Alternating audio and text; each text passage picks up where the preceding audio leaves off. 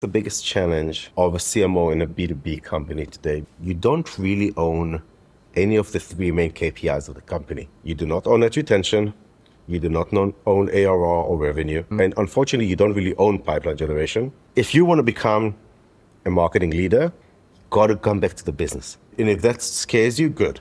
Yeah. Because that's what you're getting into. All right, I have here with me Alon, Fractional CMO at CreatorIQ. Correct.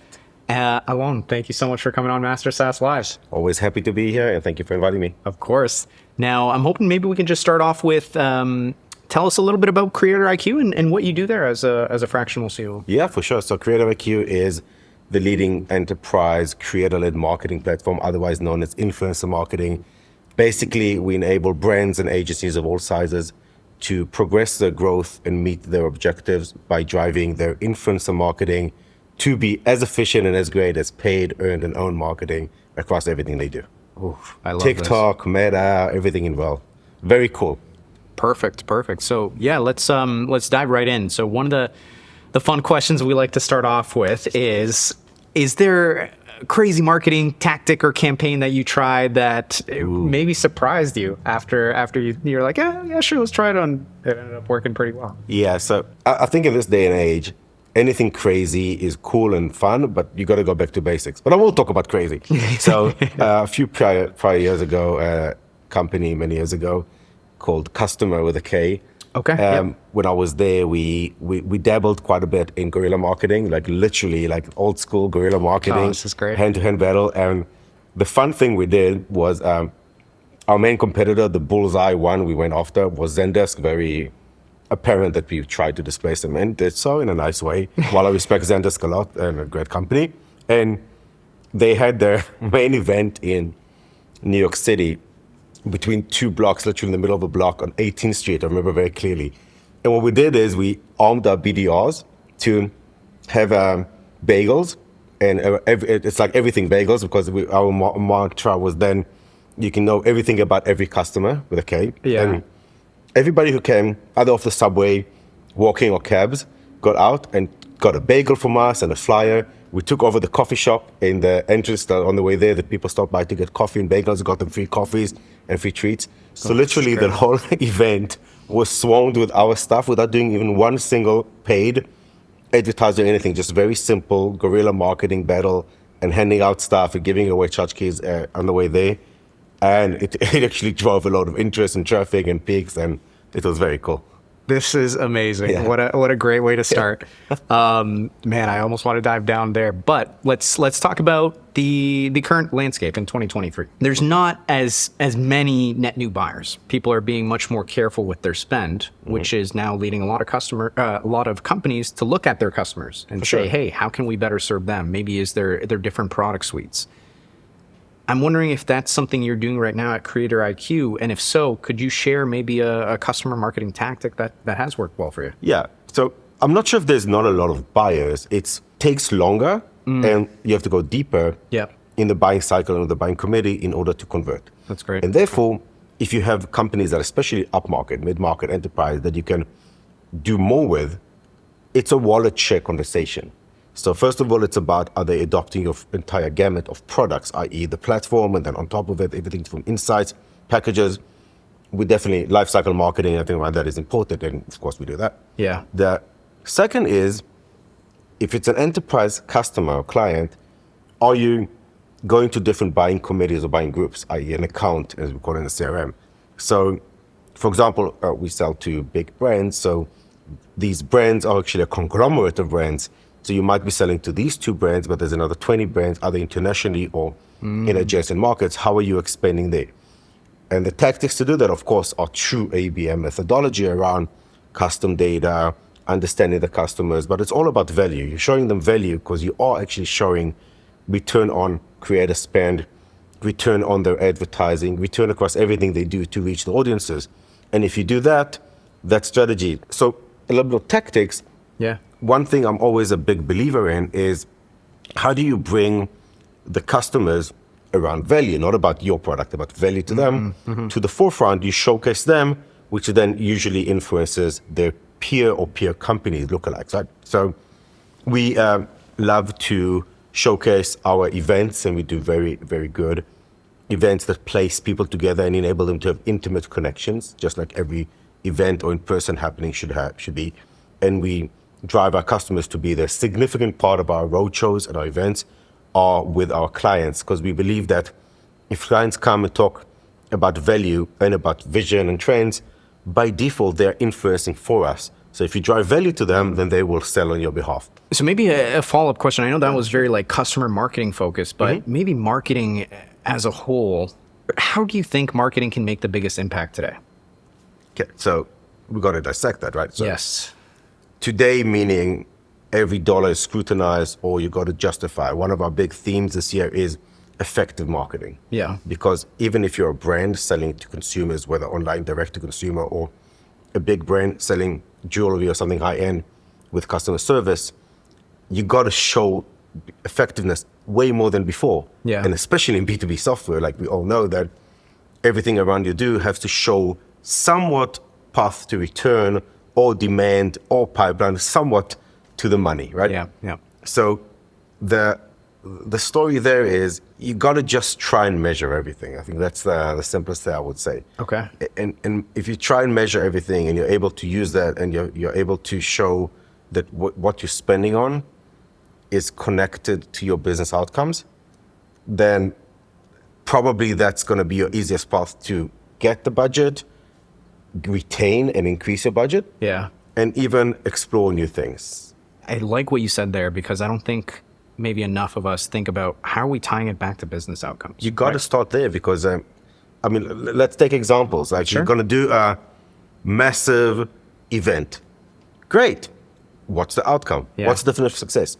Is it new pipeline generation from existing and new customers? Is it brand awareness? Is it something around influencing the pipeline of next year, like 12 months from now? Yeah. Because you're only starting to influence and nurture a little bit of your future ICP. Today, I'm assuming the scrutiny for most of us is how, as quick as you can, influence and accelerate pipeline Yep. and create new pipeline. Everything else, even though it's massively something we believe in, cannot be the main objective. I don't believe that today you can do just brand awareness without tying it to the money. It's never completely separate, but today got to be better at showing it. Yeah. No, you're right. Everything's being scrutinized. Now, for the marketers listening to this and saying, yes, of course, we need to tie back to revenue, that's typically a lagging indicator, right? So that event hopefully you get the revenue right away, but it might take 3, 6, I don't know, depending on how long your sales cycle is. What are some of those leading indicators that you're looking at to say, hey, we are on the right path? Anything that you can share there? For sure. You got very, very strict. You got to look at engaged, i.e. companies that are in your ICP, whether existing clients, new buying committees. So let's say, again, you have this brand and this brand are your clients. Yep. How much wallet share opportunities come after that 30 days later? A clear PG, pipeline generation. And then let's say there's another 7 brands. Again, I'm giving examples in that portfolio. Yeah. They attended your event or showed intent to attend your event. How are they getting into becoming a sales ready account, an engaged account, so that you place them with another webinar, another custom data. You move them from one to few, which is marketer's job, to one-to-one, which is hopefully a sales and marketing job together. That's the leading indicator. You can't wait for revenue. Revenue is lagging, especially in enterprise sales. Yeah. Sure, you want to accelerate pipeline, you want to push them, but let's just move them to the right. Always engage more. Got it. Go deeper in the buying committee. And then I always look at one metric of quality. I want to look at conversion rate and effectiveness of our spend. If we are having 500 people, 100 people, 2 people at an event, is it moving to the right over, let's say, 1, 30, 60, 90 days after? If it's not, rethink your event. Agility in event marketing, agility in enterprise marketing is not something in seconds. I know people think marketing is super agile. It's not. It's somewhat agile. But the ability to measure and understand, you should be able to in days. For the marketers out there that are listening to you, right, that are saying, wow, I want to be a CMO, a fractional CMO, work across these different brands, what piece of advice would you share with them? Whether it's a type of mindset, the skill set that they have to develop, anything from that's a good one. alone? That's a tough one. So the allure of being a fractional CMO advisor to separate different clients is overhyped. Okay, there's a few things that are going to be a little bit challenging. Number one is every minute you give, you got to give. Yeah. Because you are part-time or you're advisor and you got to be on. Yeah. Versus full-time employee, you can be on. You should be giving a lot to the company, but it's a different relationship. Yeah. You're part of that. Yeah. Secondly is you are not really in a long-lasting relationship. Because if you're an advisor fractional, it's usually not forever. It's usually months or even sometimes a year, let's say. But for me, for example, I help find my replacement. So I don't intend to be the full-time person. So if it's a smaller company and they're using me because they want to get access to a little bit of knowledge, maybe some experience I might have, especially about what not to do, is eventually they need to find a replacement when they grow. Hopefully I help them grow. If it's a bigger company and I am helping them with the team and all that, then over time we need to find a replacement solution, build up the team, and bring in the next CMO, and I might shift to be a board advisor, which I usually do. It sounds cool and great, but it's challenging because you need to be ready and be accepting of change. You don't have full ownership. You're not an executive of the company officially. Yeah. So in your mindset, it's short term. Yeah. And short term can mean that there's a little bit of uncertainty. Yeah. And the timeline is not like I'm an employee, of choice, and I can be here for 2 years or 3 months or a day. It's, that it's more time limiting. It's hard. Don't just jump into things like everybody wants to be a fractional CMO because I can make a lot of money. Well, but actually you can be 6 months without a job maybe. Yeah. Because that's sometimes what these cycles mean. And now in a down cycle, not every company wants it. Some companies need it more than ever because they need help. Yeah. So just understand that fractional and advisories are less stable. Stability is likely to be less over time. And for those that maybe do crave that career path or want to become that marketing leader that has a team that is dictating marketing strategy, do you have any advice for them in terms of skill sets, things that you've learned that have got you to the top quicker? I think the biggest challenge of a CMO in a B2B company today, B2B2C or B2B doesn't matter, is you don't really own any of the 3 main KPIs of the company on the board.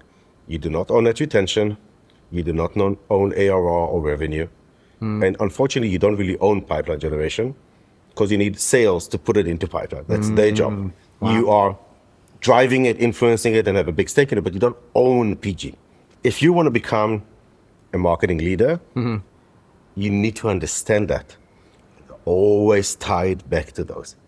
Because at the end of the day, I love how many in-market engaged leads and accounts you've done with and brand awareness and cool, got to come back to the business. Yeah. And if you bring it back to the business outcomes and align it and communicate it well in a simple way with your executive team and the board, you got to know how to do that well. And I mean, I even struggle with it sometimes, to be candid. I'm just not a patient person, but it's you got to start there. And if that scares you, good. Yeah. Because that's what you're getting into. Okay. Everybody thinks they're a marketer. Yeah. Everybody has opinions. That's true. Yeah.